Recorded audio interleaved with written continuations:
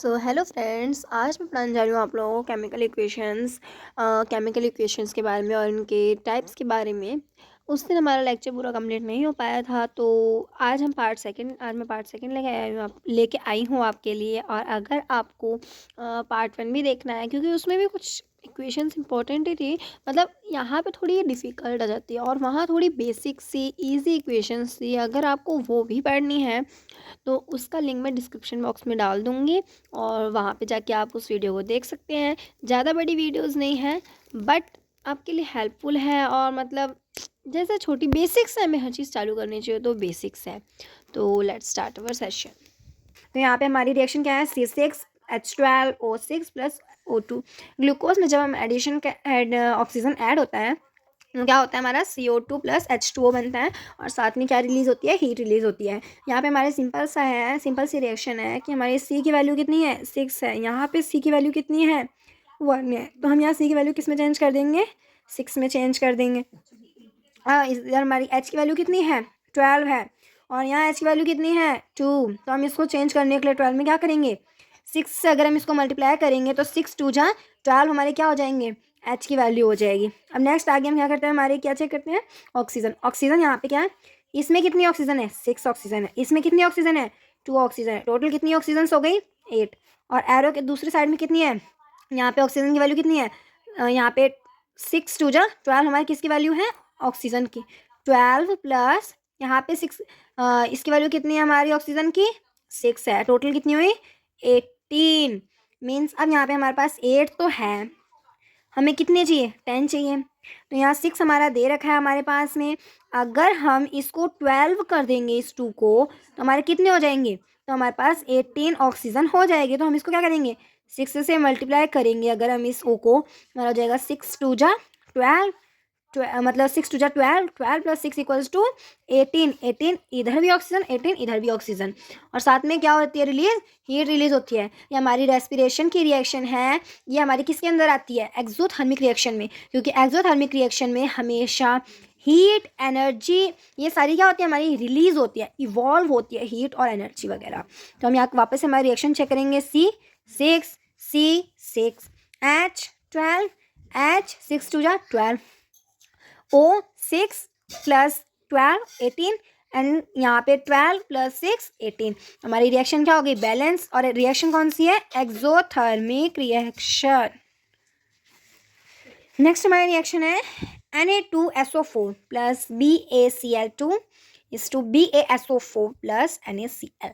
इसके अंदर क्या हो रहा है हमारा, Na हमारे क्या है, Na2 सोडियम सल्फेट है। ये क्या है हमारे मतलब कंपाउंड है। इसको जब हम ऐड करेंगे किसमें, BaCl मीन्स बैरियम क्लोराइड में, तो हमारे क्या बनेगा product, barium sulphate and NaCl, जिसे हम टेबल सॉल्ट भी बोलते हैं।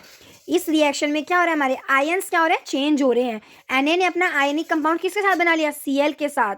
और Ba ने किसके साथ बनाया, SO4 के साथ। तो इसलिए क्या हो रहा है हमारा इस रिएक्शन में, आयंस ये लोग अपने अपने चेंज कर रहे होते हैं। हमारी कौन सी, डबल डिस्प्लेसमेंट रिएक्शन है। डिस्प्लेसमेंट में हमने क्या देखा था, यहाँ पे सिर्फ Ba है ना, सिर्फ Ba था, Na को अकेला छोड़ दिया गया और Ba ने SO4 के साथ कंपाउंड बना लिया।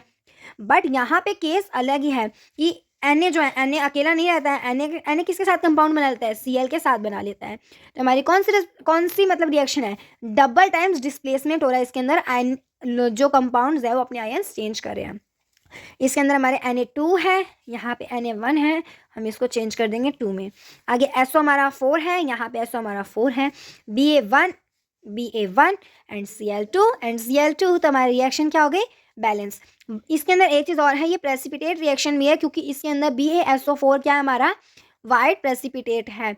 मीन्स इस रिएक्शन के बाद सॉल्यूशन के अंदर एक इनसॉल्युबल सब्सटेंस बनता है जो कि नीचे जाकर बैठ जाता है, उसे हम क्या बोलते हैं, प्रेसिपिटेट बोलते हैं। नेक्स्ट हमारा आगे क्या है, CaCO3 कैल्शियम कार्बोनेट। ये क्या है हमारा, हम इसे स्लैकलाइन भी बोल सकते हैं। अगर हम इसके ऊपर हीट अप्लाई करते हैं तो हमारा दो टुकड़ों में बढ़ जाता है, 2 में डिवाइड हो जाता है, मतलब CaO में एंड CO2 के अंदर।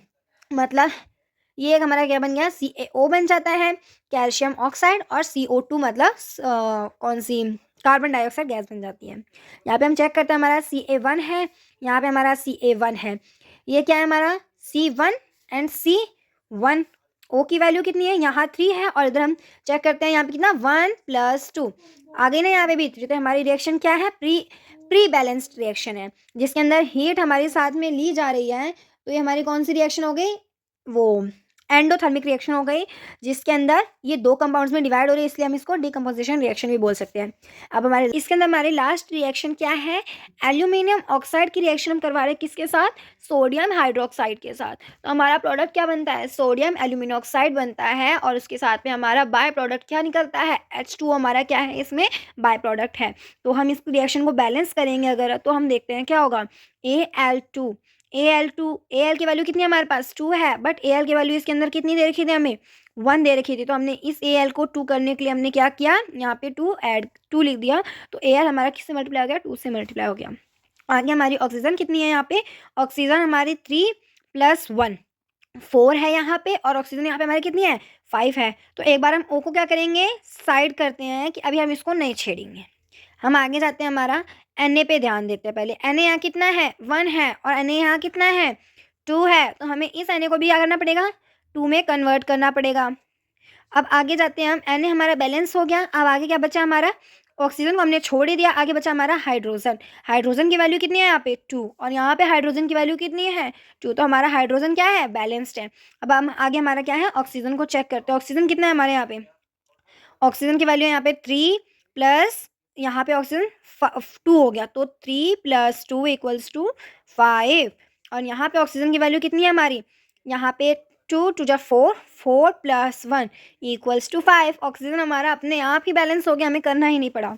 तो अब हम इस रिएक्शन को एक बार वापस रीचेक करते हैं। Al = 2, Al2, O5 and O5, Na2, Na2, H2, and यहाँ पे भी क्या हो गई, H2। तो ये रिएक्शन क्या है हमारी, फुल्ली बैलेंस्ड है।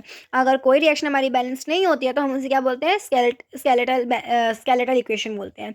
और इक्वेशंस को बैलेंस करना हमारे लिए सबसे ज़्यादा इंपॉर्टेंट इसलिए है क्योंकि हमने ये लॉ हमेशा पढ़ा है, law of conservation of mass. हमें ये कहता है मास can not be created not be destroyed, कि हम मास जो है हमारे किसी भी एटम या मॉलिक्यूल का, न तो हम उसको नष्ट कर सकते हैं ना हम बना सकते हैं। अगर हम खाना भी बना रहे हैं तो जितना अमाउंट हमने खाना बनाने से पहले लिया है उतना ही खाना बनाने के बाद भी रहेगा, उसके मास में कोई फ़र्क नहीं पड़ेगा, चाहे वो ये गैस में चेंज हो, सॉलिड में चेंज हो, या किसी भी चीज़ में। और यही चीज़ हमारी क्या है, हर जगह रिएक्शंस में भी काम आती है कि रिएक्शन होने से पहले रिएक्टेंट्स का जितना मास है उतना ही मास क्या रहना चाहिए उनका, रिएक्शन के बाद रहना चाहिए। और अब यहाँ पे हम 1 kg 2 kg ऐसे मास करके कन्वर्ट नहीं कर सकते इसको, इसलिए हम इनको किस में चेंज करते हैं, न्यूमेरिकल्स में चेंज करते हैं। तो यही थी हमारी कुछ केमिकल इक्वेशंस। और वीडियो अगर आपको अच्छी लगी हो तो वीडियो को लाइक करना, अपने दोस्तों के साथ ज़्यादा से ज़्यादा शेयर करना, और आगे न्यू वीडियोस के लिए अपने चैनल को सब्सक्राइब करना, क्योंकि अब न्यू वीडियो मैं अपलोड करने वाली हूँ इस पर रिएक्टिविटी सीरीज़ की, और उसके साथ में एक न्यू टेक्निक। तो don't don't forget to watch the video. Thank you.